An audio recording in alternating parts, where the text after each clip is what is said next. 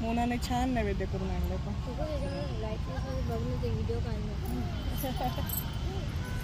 ये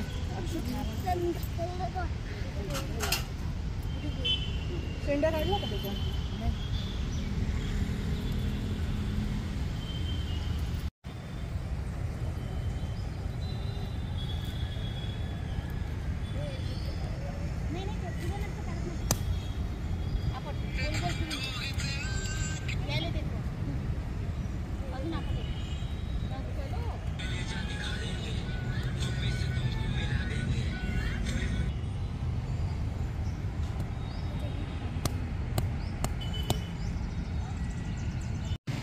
नागपंचमीचा सण हा खूप महत्त्वाचा सण मानला जातो।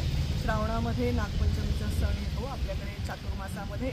आणि नाग म्हणजे नागदेवता म्हणजेच वासुकी। तर नाग हे जे असतात ना हे शेतकऱ्यांचे मित्र असतात।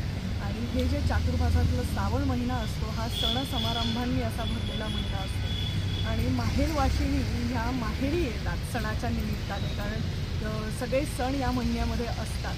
तर माहेरी येतात माहेर वाशिणी आणि मग त्यांना लहान लहान मुलींचे लग्न व्हायचे ना पूर्वीच्या काळी। तर त्यामुळे त्या मुलींना असे झोके वगैरे ह्या खेळण्याचा आनंद असायचा।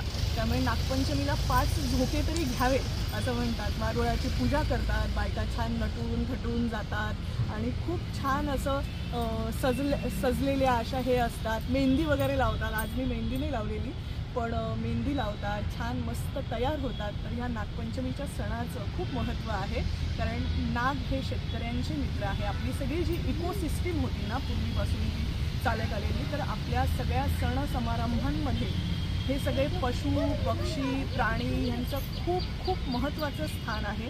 आणि ह्या सगळ्यांना जोडणारा जो दुवा असायचा ते म्हणजे आपले सण। हे खूप जाणीवपूर्वक आपल्या पूर्वजांनी तयार केलेले सण आहेत। चला तर मग 5 झोके हां आणि आमच्या प्रीमायसेसमध्ये हे इतकं छान झोके बांधलेले आहेत आमच्या राजूदादांनी तर 5 झोके तरी घेणं गरजेचं असतं।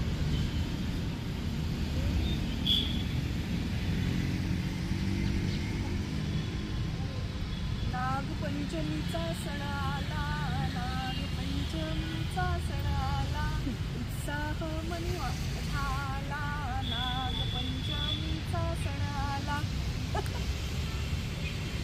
थँक्यू।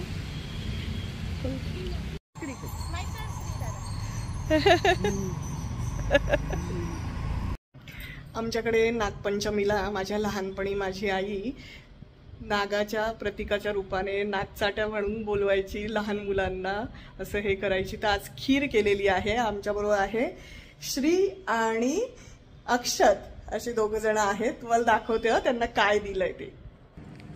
काय काय आहे सांग बरं अक्षत। हे डाळीचे दिंड, इडली, दिवा तो नाग दिवा आहे आणि खीर आहे। हां खा बेटा श्री, खा बेटा छानपैकी। पाणी पण ठेवलंय हां, पाणी पण घ्या हां। मी आलेच हां, मी जरा कुंकू लावते तुम्हाला दोघांना हां, थांब। तर आज हे 2 जण देवाचं रूप असतात म्हणून यांना बोलवलेलं आहे दोघांनाही। अक्षत खा बेटा, सगळं खायचं बाळा।